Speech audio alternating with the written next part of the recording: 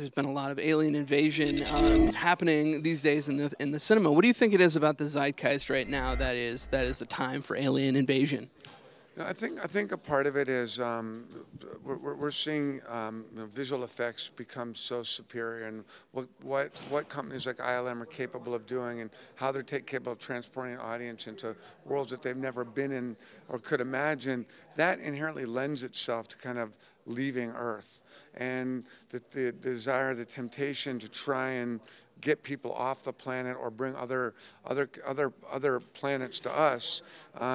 When you look at what they're capable of doing now, is very tempting.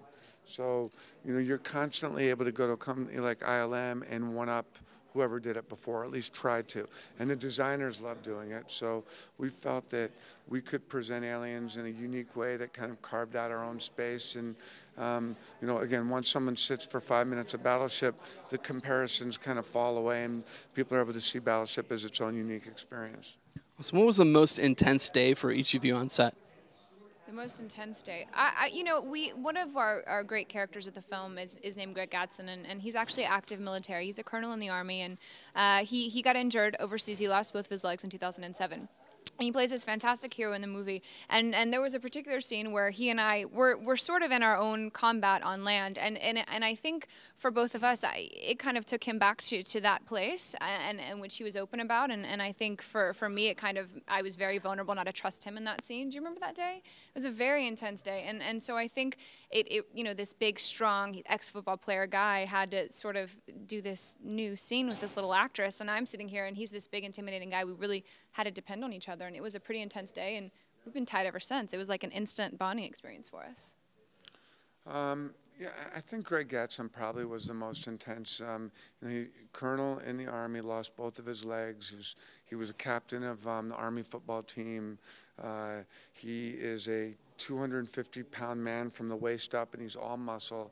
And we talked to him, and National Geographic profiled him, and that's how we found him.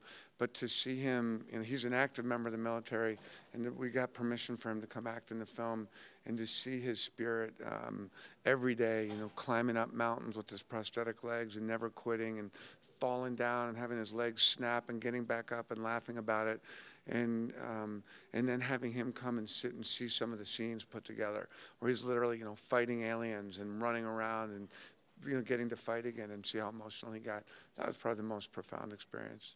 And that's not like the only involvement the military had in this, right?